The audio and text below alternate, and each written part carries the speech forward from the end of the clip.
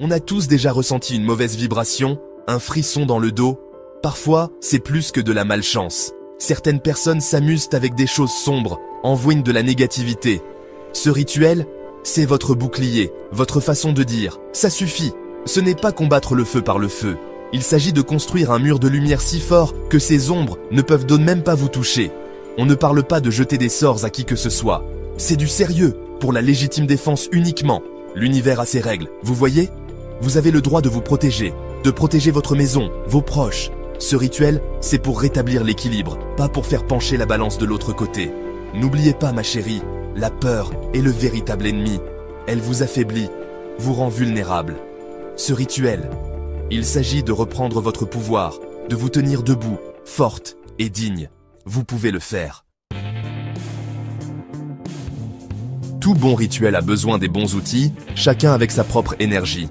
Ne vous inquiétez pas, rien de compliqué. On parle de choses que vous pouvez trouver chez vous, des choses liées à la terre et au divin. D'abord, vous avez besoin de sel. Du simple sel de table, mais puissant pour purifier, chasser la négativité. Ensuite, une bougie blanche. Le blanc pour la protection, pour la clarté, pour appeler les bonnes vibrations. N'oubliez pas un verre d'eau, pur et simple, pour représenter la vie et le renouveau. Enfin, quelque chose de vert, quelque chose de vivant. Le romarin est parfait, pour la force et la protection. Vous voyez, ces choses simples, elles ont du pouvoir. Elles amplifient votre intention, rendent cette connexion au monde spirituel forte et claire. Avant tout rituel, il faut se purifier, à l'intérieur comme à l'extérieur. Prenez un bain, lavez les soucis de la journée et visualisez cette eau qui emporte toute la négativité qui s'accroche à vous.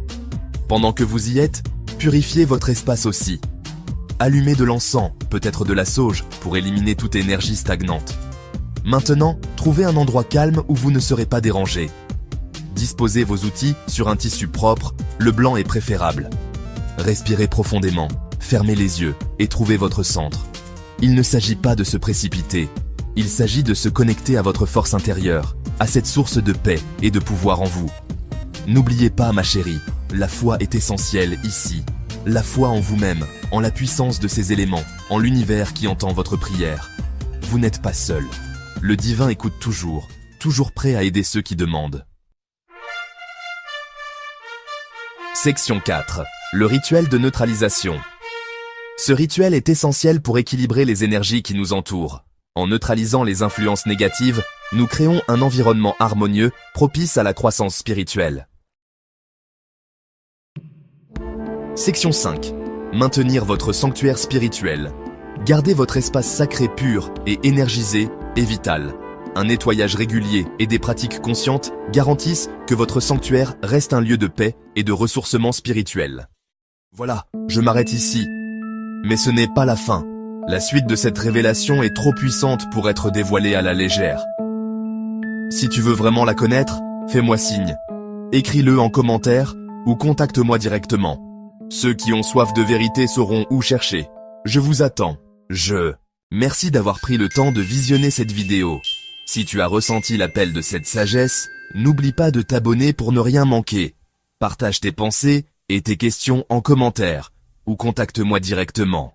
N'oublie pas, ton chemin spirituel est entre tes mains et chaque pas compte. À très bientôt sur Psalmist Kingdom. Que la paix et la sagesse t'accompagnent.